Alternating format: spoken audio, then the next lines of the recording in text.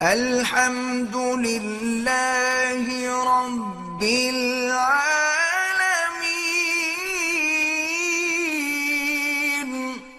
ساری چیزیں ہمارے ہاں غیر مسلموں سے آئی ہیں، مگر وہ اب ایسی آ گئیں اور ہم نے اس کو ایسا اڈاپٹ کر لیا ہے کہ اب اس کو چینج کرنا تقریباً ناممکن ہے۔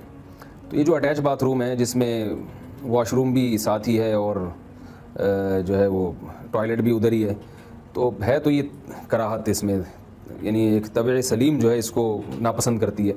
مگر جب ہو گیا ہے اب سب گھر اسی طرح بن گئے ہیں تو اب ہم یہ فتویٰ تو نہیں دے سکتے کہ لوگ اس کو توڑیں اور اس کو ایک نئے سرے سے بنائیں، جو ہو گیا سو ہو گیا۔ اور ویسے بھی پہلے جو واش روم جس طرح کے ہوا کرتے تھے اس میں گندگی بہت ہوتی تھی، اب جس طرح کے ٹوائلٹ آ رہے ہیں اور واش روم آ رہے ہیں اس میں گندگی اتنی زیادہ نہیں ہے، تو بہتر تو اب بھی یہی ہے کہ جیسے کہ میں نے علماء کو دیکھا ہے، اب بھی بڑے علماء اس کا اہتمام کرتے ہیں، ٹوائلٹ بالکل الگ ہو اور نہانے کی جگہ بالکل الگ ہو۔ آج بھی لوگ جو علماء ہیں میں نے دیکھا ہے کہ اس کا اہتمام کرتے ہیں، لیکن لوگ کریں تو اچھی بات ہے، اور لیکن اگر کوئی نہیں کر رہا تو بہرحال گناہ نہیں ہے۔ وسوسے والے جو روایت ہے نا وہ ہے کہ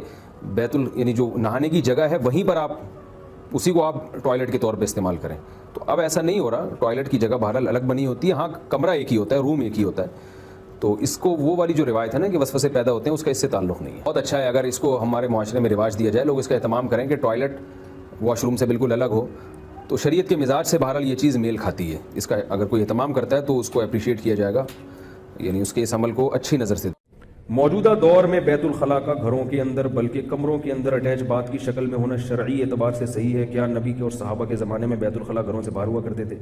بھائی اس زمانے میں بیت الخلاء اس اسٹائل کے ہوتے ہی نہیں تھے، گاؤں دیہاتوں کے بیت الخلاء گھر کے اندر ہو ہی نہیں سکتے، کیونکہ وہ جتنی رپورٹیں ہیں وہ سب ادھر ہی پیش ہوتی ہیں،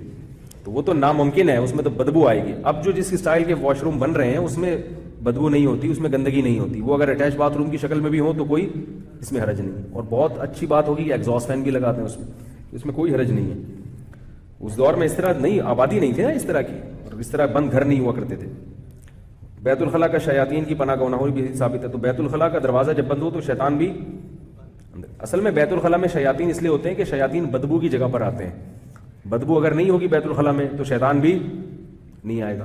اگر صفائی ہوگی اس